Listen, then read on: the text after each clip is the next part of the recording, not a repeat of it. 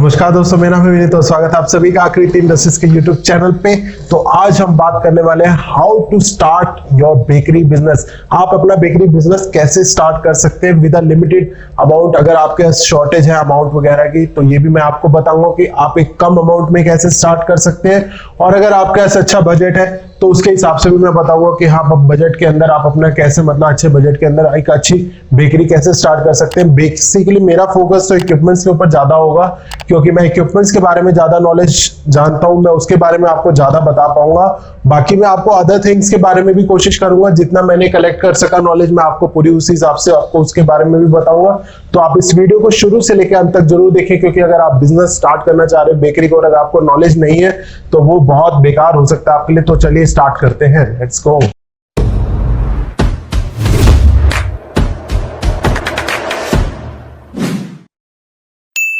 तो अब पहले बात करते हैं हम फर्स्ट पॉइंट की। तो पहले हम पॉइंट्स गिन लेते हैं कि हमें बेकरी बिजनेस में कौन कौन से पॉइंट्स हमें ध्यान रखने वाले हैं जब हम एक बिजनेस स्टार्ट करते हैं बेकरी का। तो फर्स्ट पॉइंट आता है आपका लोकेशन। जिस लोकेशन पे आपने काम स्टार्ट करना है वो आपको देखनी जरूरी है कि वो बेहतर से बेहतर हो, और कितना एरिया आपको रिक्वायर होगा उसके अंदर आपको 1000 स्क्वायर फीट कम से कम मिनिमम एरिया आपको रिक्वायर होगा, जिसमें आप एक अच्छा सा किचन भी लगा सके और एक अच्छी तरीके से थोड़ी बहुत जो डाइनिंग करनी है वो भी कर सके, और आपका अच्छी तरीके से शोकेस वगैरह उसके अंदर डिस्प्ले हो सके।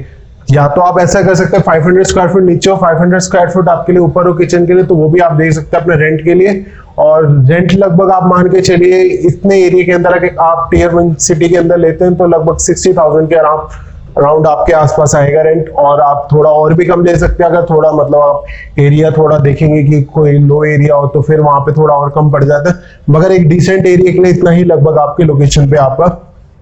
आएगा रेंट। उसके बाद हम बात करें तो आती है लाइसेंसिंग। लाइसेंसिंग एक बहुत मेन चीज है अगर आप टियर 1 सिटी में खोल रहे हैं, क्योंकि बिना लाइसेंस के अगर आप टियर 1 सिटी में खोल रहे हैं तो आपका स्टार्टिंग अगर अच्छा हुआ निकला बढ़िया काम हुआ और उसके बाद आपको अदर्स थिंग की प्रॉब्लम आने लग गई, लाइसेंस से लेके मतलब पुलिस वाले कभी तंग कर रहे हैं, कभी और लोग आपको मतलब म्युनिसिपल कॉर्पोरेशन वाले कर रहे हैं, कभी फायर लाइसेंस वाले कर रहे हैं, तो इससे बढ़िया कि आप पहले ही लाइसेंसिंग करा लोगे तो ज्यादा बेटर होगा। क्योंकि अगर बाद में कराते हो तो वो कॉस्ट जो होती है वो कई लोग ज्यादा ले लेते हैं उस टाइम पे, क्योंकि वो देखते हैं कि आपका काम वगैरह चल गया। तो थोड़ा आपको इस चीज का आप ध्यान रखें, लाइसेंसिंग पे अगर आप पहले से ही जाएंगे। उसके बाद हम बात करते हैं इसके अंदर जो आते हैं मेन चीज इक्विपमेंट्स जो बेकरी के लिए आपको लेने होते हैं। तो बेकरी में आपका कौन कौन से इक्विपमेंट्स आएंगे, हम स्टार्टिंग करें तो एक मिक्सर होता है, प्लांटरी मिक्सर, जो बिल्कुल आपको रिक्वायर्ड होगा, क्योंकि वो जो मिक्सर होता है वो आपका उसका डो भी बनाता है, और विपिंग वगैरह करनी हो और फैटना वगैरह हो तो वो भी काम करता है। उसके बाद हम बात करें बेकरी में जो यूज होने वाला है वो है ओवन। ओवन बहुत मेन चीज है आपकी बेकरी अगर आप स्टार्ट करें तो, क्योंकि ओवन के अंदर ही आपने अपनी सारी कुकिंग वगैरह करनी है बेकिंग की, तो वो आपका आ गया। और उसके अंदर काफी सारे आते हैं, सिंगल डेक, 2 डेक, 3 डेक। उसमें आप अगर हम बात करें सिंगल डेक में तो सिंगल डेक की आपकी जो रेंज स्टार्ट हो जाती है लगभग 25,000 पे, इलेक्ट्रिकल में भी आता है और उससे सस्ता भी आता है, 18,000 का भी आता है, डिपेंड करते हैं आप कौन सी क्वालिटी का लेना चाहते हैं। उसके बाद अगर हम गैस में बात करें तो वो 35,000 के लगभग आपके करीबन बैठेगा सिंगल डेक। उसके बाद 45,000 का आपका सिंगल डेक में 2 ट्रे वाला आता है वो बैठेगा। और अदर्स है इक्विपमेंट्स जो इसके अंदर मतलब आप ओवन की रेंज बात करें तो 1,35,000 तक भी जाती है डेक ओवन की। उसके बाद फिर रोटरी ओवन आते हैं, वो कमर्शियल पर्पस के लिए आते हैं, वो आपको इधर रिक्वायरमेंट नहीं होगी। अगर आप कमर्शियली जाते हैं मतलब कि आपका एक बेकरी मतलब आप कई जगह अपनी कुकीज वगैरह बेकिंग वगैरह अदर और लोगों वेंडर को सेल कर रहे हो जो मतलब अपने इधर पे बेकरी छोटी छोटी लगा के बैठे हैं, तो वो फिर उसमें रोटरी ओवन की जरूरत होती है, आपको रिक्वायर नहीं होगा। उसके बाद फिर आपकी टेबल्स वगैरह आती है जिसमें आप लोग अपना जो बेकरी से रिलेटेड आपकी जो काम करते हैं, क्योंकि टेबल्स एक बहुत वर्किंग टेबल्स का मतलब बहुत ज्यादा यूज होता है इसके अंदर बेकरी के अंदर भी। और फिर हम बात करते हैं उसके अंदर आपके अंदर आता है प्रूविंग चैम्बर। प्रूविंग चैम्बर का काम क्या होता है, प्रूविंग चैम्बर का काम होता है आप जैसे आपने देखा होगा कि आप एक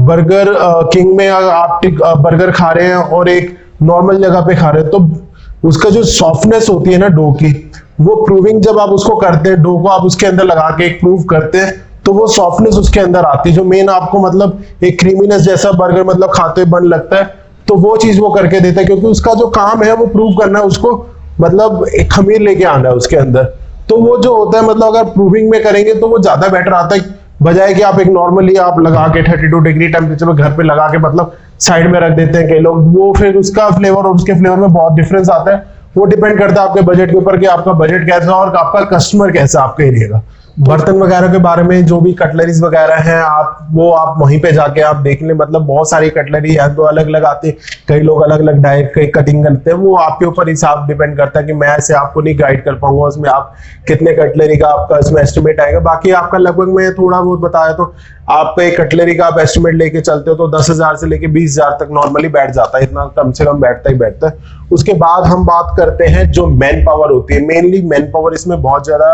मतलब एक अच्छे लेवल की मैन पावर की रिक्वायरमेंट होती है, क्योंकि आपका जो बेकरी है वो एक तरीके से साइंटिफिक एक वे है जो कुकिंग का आपका इसमें यूज होता है, क्योंकि बेकिंग काम करना और एक अलग काम करना उसमें बहुत फर्क होता है। बेकिंग में आपको जो मेन हेड शेफ होगा वो अच्छा रखना जरूरी चाहिए, क्योंकि जो उसकी जो मतलब आपका मतलब उसका काम करने का तरीका होगा वो एकदम ही अलग होगा। एक अगर ये आप जैसे नया शेफ रख लेते हैं 2-3 साल का जिसको एक्सपीरियंस है और एक जिसको 5-7 साल का एक्सपीरियंस होगा, तो एक्सपीरियंस मैटर करता है इस बिजनेस के अंदर। तो एक एक्सपीरियंस शेफ ले और उसका चेक करें आप एक बार, थोड़ा मतलब अपने उनके से करवा के देखें कुकिंग वगैरह, ताकि आपको भी उसके बारे में पता चल सके, या जहां पे वो पहले काम करता था उसके बारे में वहां पे पता करें, थोड़ा अगर पता कर सकते हैं। और बाकी हेड शेफ तो मेन है ही, फिर उसके बाद आपके उनके जो कॉमी शेफ हो गया उसकी रिक्वायरमेंट होगी, आपको उसके हेल्पर की रिक्वायरमेंट होगी, जो छोट मतलब हेल्पर जो उनके नीचे कॉमी शेफ के नीचे काम करेंगे। उसके बाद फिर आपके डिलीवरी बॉयज अगर आप रखना चाहें तो वो भी रख सकते हैं, और एक कैशियर तो जरूरी है स्टार्टिंग में, चाहे आप भी बैठ सकते हैं, या अगर आप मतलब थोड़ा आप अपना टाइम नहीं दे पा रहे तो आप ज्यादा बढ़िया, आज की डेट में आपने देखा होगा कि काफी सारे सॉफ्टवेयर वगैरह आ गए हैं जो आपका काम आसान कर देते हैं, तो आप वो भी ले सकते हैं, सॉफ्टवेयर भी ले सकते हैं, ताकि आपको उसके बारे में थोड़ा पता चल सके और मतलब कि सेल कितनी जा रही है, कितना कुछ काम निकल रहा है, क्या नहीं निकल रहा। बाकी फूड वेस्टेज तो आपको देखनी चाहिए मेरे हिसाब से। बाकी हेड शेफ अगर आपने रखा है तो वो सारी चीजें खुद अपने कंट्रोल में रखेगा और अच्छे लेवल का काम करके देना चाहिए। अब हम मेन बात करते हैं जो आपका 5th पॉइंट है, वो 5th पॉइंट होता है डिस्प्ले एरिया। आपका सब कुछ सही है, किचन सही है, सब कुछ बढ़िया है, अगर आपका इंटीरियर भी बढ़िया है, मगर आपका जो डिस्प्ले काउंटर अगर वो बढ़िया नहीं है तो आपकी जो शॉप की जो मतलब देखने की मतलब एक लुक्स होते हैं वो नहीं निकलता। तो आप डिस्प्ले काउंटर जो है मतलब एकदम बेटर लगवाएं, और इंटीरियर से मैच करके लगवाएंगे तो आपका उसका थोड़ा रोब अलग से निकलेगा। मतलब अगर जैसे ब्लैक कलर का इंटीरियर है तो उस हिसाब से उसका डिस्प्ले काउंटर भी होना चाहिए, मतलब वो आप देख लीजिएगा कि आपको किस टाइप का आप इंटीरियर करा रहे हैं तो उस हिसाब से उसके काउंटर लगे होने जरूरी है, और अच्छे तरीके से ऑर्गेनाइज होना जरूरी है उनका डिस्प्ले काउंटर का। अब जैसे आपका मतलब आपका बेकरी का काम है, अगर आप केक और पेस्ट्री का करना चाहते हैं तो एक केक के लिए आपको डिस्प्ले काउंटर रिक्वायर होगा और एक पेस्ट्री के लिए रिक्वायर होगा। और अगर आपका जैसे साथ में आप मानो कि आप पिज्जा वगैरह भी रख रहे हो, बर्गर्स भी रख रहे हो, ये जो छोटे छोटे आइटम जैसे पैटीज वगैरह भी रखते हैं, कई अदर्स जो बेकरी के जो फूड्स होते हैं वो रखते हैं, तो आप एक नॉर्मल हॉट काउंटर भी साथ में लगा सकते हैं। तीनों काउंटर एक लाइन में लगे या 2 काउंटर पेस्ट्री का और केक का अलग लगे और एक साइड में लगे हॉट का, तो उसमें क्या होता है आपका जो एरिया मतलब जो उसकी जो ऑर्गेनाइजेशन है ना वो बहुत अच्छी आती है, और कस्टमर को क्लियर आउट पॉइंट मिल जाता है कि हाँ यहाँ पे देखने ये वाले में मतलब मेरे को पेस्ट्रीज वगैरह मिलेंगे, और सेकंड में केक्स वगैरह, और थर्ड में जो आपका सामान आप हॉट वगैरह का रखना चाहते हैं और बिस्किट्स वगैरह रखना चाहते हैं तो बिस्किट के लिए आपके साइड में वॉल पे रैक बन जाते हैं, या कई लोग आपने शेल्फ साइड में बना के लगवा लेते हैं, वो अपना अपना हर किसी का जैसा इंटीरियर होता है उस हिसाब से करवाते हैं। तो डिस्प्ले एरिया मतलब बहुत अच्छा रखना, क्योंकि उससे ही आपका कस्टमर अट्रैक्ट होकर आके आता है, और बाकी टेस्ट आपका मेन चीज है ही, अगर टेस्ट अच्छा होगा तो वो रिपीटेड आएगा आपके, फर्स्ट टाइम तो आपका खींच के आएगा, सेकंड टाइम आपके टेस्ट पे ही आएगा। पॉइंट में अगर आप नेसेसरी भी मान सकते हो, अननेसेसरी मतलब आप देख सकते हो कि आपके लिए क्या सही है कि नहीं है। आप अगर यूनिफॉर्म कोड रख सके अपने इसमें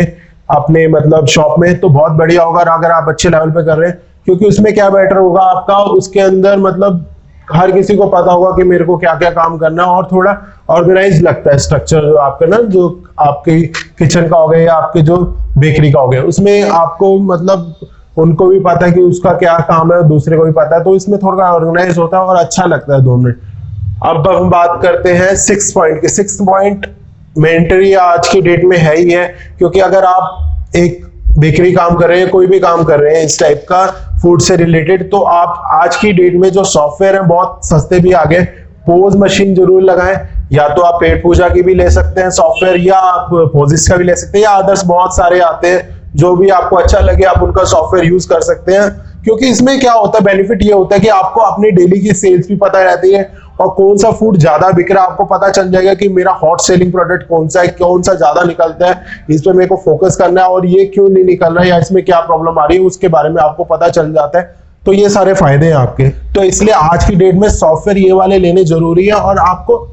अपने बारे में मतलब आपकी कंपनी में क्या चल रहा है क्या नहीं चल रहा आपको पता रहेगा कि आपकी बेकरी किस टाइप से चल रही है, मतलब कि वो ग्रो कर रही है या नहीं कर रही, सेल डिक्रीज हो रही है तो क्यों हो रही है, इंक्रीज हो रही है तो क्यों हो रही है, मेरे को क्या और करना चाहिए। तो ये सारी चीजों को आपको आज की डेट में ध्यान रखना बहुत ही जरूरी है। तो इस चीज का आप ध्यान रखोगे तो आपके फ्यूचर ग्रोथ के लिए हेल्प होगा। 7th पॉइंट की बात करते हैं तो 7th पॉइंट आएगा हमारा पार्टनरिंग विद ऑनलाइन एग्रीगेटर्स। आज की डेट में ऑनलाइन मतलब जैसे स्विगी हो गया, जोमेटो हो गया, उबर ईट्स हो गया, आपका फूड पांडा हुआ करता था, तो मैं यही बोलूंगा। तो ये जो एग्रीगेटर्स हैं इनके साथ पार्टनर करना बहुत जरूरी है, क्योंकि ये जो आपकी सेल्स है वो इंक्रीज तो करते ही करते साथ में आपकी रीच भी बढ़ाते हैं। मतलब आप अगर 1 किलोमीटर के अंदर आप लोग सर्व करते थे तो इसमें बेनिफिट आपको होता है कि वो 3-3 किलोमीटर तक आपकी जो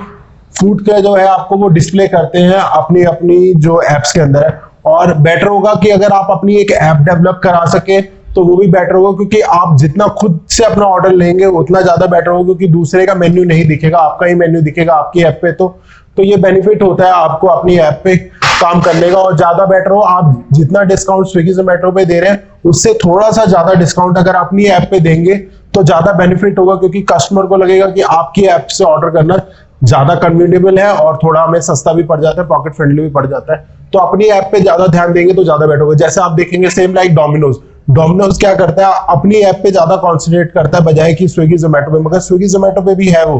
क्यों है, क्योंकि वहां पे कस्टमर है उसके। तो इसलिए आपको हर जगह पे रहना जरूरी है आज की डेट में। तो अगर आपको ये मेरी वीडियो अच्छी लग रही हो तो आप वीडियो को आप लाइक कर सकते हैं और चैनल को अपने दोस्तों के साथ शेयर कर सकते हैं जो बिजनेस खोलना चाहते हैं। और thanks for watching Aakriti industries. बाकी आपको फूड कॉस्ट के बारे में अगर बात करें, ये सारी चीजें आपको बहुत सारे यूट्यूब चैनल है वो बता देंगे। मेरा मेन जो काम है मैंने आपको बताया कि किचन से रिलेटेड है, और अगर उसकी आप एक डिटेल वीडियो में से अलग से चाहते हैं तो मेरे को जरूर कमेंट में लिख के बताएं। और thanks for watching Aakriti Industries. Good bye.